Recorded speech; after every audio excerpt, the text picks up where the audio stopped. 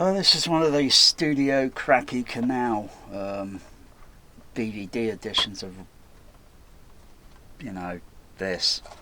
I ain't going to be upgrading it to Blu-ray, 4K, 8K, or even 50K disc because I just don't trust these re-recording mixers or whoever is a wannabe re-recording mixer because Rambo 2 First Blood doesn't represent a what I would call a six tracks uncompressed audio Dolby Stereo A type format 42 because this would have been released with discrete mono to surround. Not that I heard it, but looking at all the films that are 70mm that would have had split surround, very few handful were ever made. The majority were just format 42, kind of like SDDS. Only SDDS had a little bit more handful than, say, format 43, but that's neither here or there. But SDDS had around about 200 SDDS 8-channel titles. The majority of the rest were just six track. But this is so fake. Listen to this shit, right? I don't know if the video camera microphone will pick it up. You got most of the sound. That's only on stage left, right. There's a bit of crosstalk there. Something just doesn't sound right, But sometimes in some 70mm mixers, yeah, but this has got like fake stereo surround. So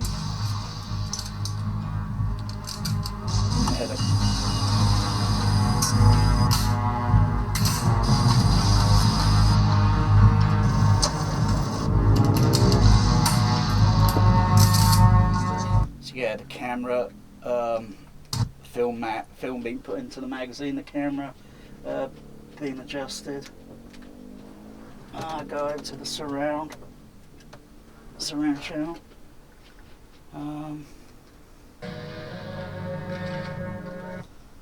Turn the fader up.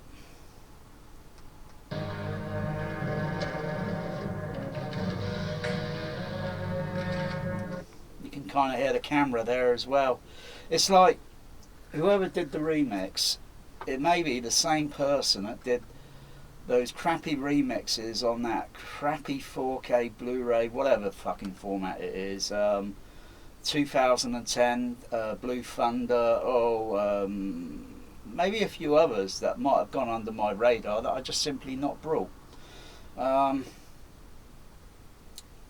no, this does not represent a 70mm 6-track mag release for flashback whatever bullshit. I'd rather put the fucking laser disc on. It's going to be a theatrical mix. There's a little bit of artistic kind of, well, not artistic. There's where an airplane pans over into the surround when the airplane takes off.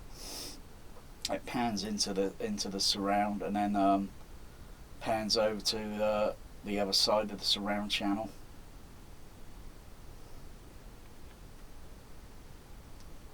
I mean, the picture quality looks okay, but shame about whoever did the fucking sound remix on this near field.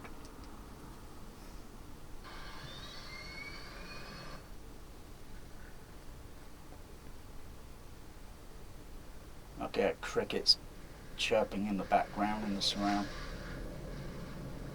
There it comes.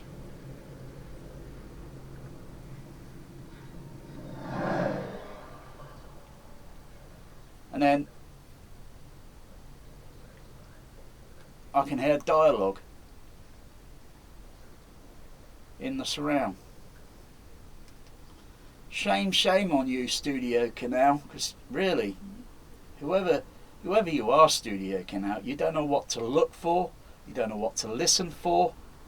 And I doubt you even know what to feel for. You're just greedy little video film company. That's all you are, greedy. Shame on you. Because I could cram the box set up your ass. Bloody offended I am. Fucking cheek.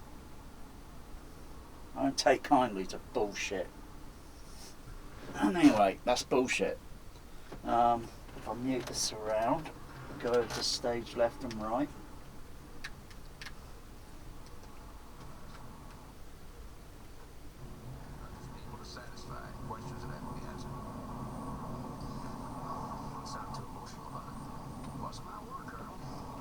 Okay, a dialogue crosstalk. You know, in say like Star Trek, take Star Trek 2 for example, that's kind of like got kind of like a foggy sound of kind of like dialogue kind of in the left-right channel, but it is a discrete film mix. But some 70mm mixes or some films had technique or such were kind of mixed in that sort of that trend, that sort of style. I mean, it's got discrete centre and left and right. The channels are discrete, but it's got like the dialogue track is kind of like foggy, like into the left and right, but it is still discrete either way. It doesn't filter in the surround. Another film it's got a similar technique on that is, I think, Ransom. You know, with that Mad Mel Gibson. Another one, which is another Ron Howard movie, Apollo 13, that's also got that sort of thing. And occasionally, at certain points in the mix, you don't hear the dialogue on left or right. And believe me, it is so faint down in the mix, yeah. You'd have to have a sophisticated sound system like mine to be able to monitor and listen.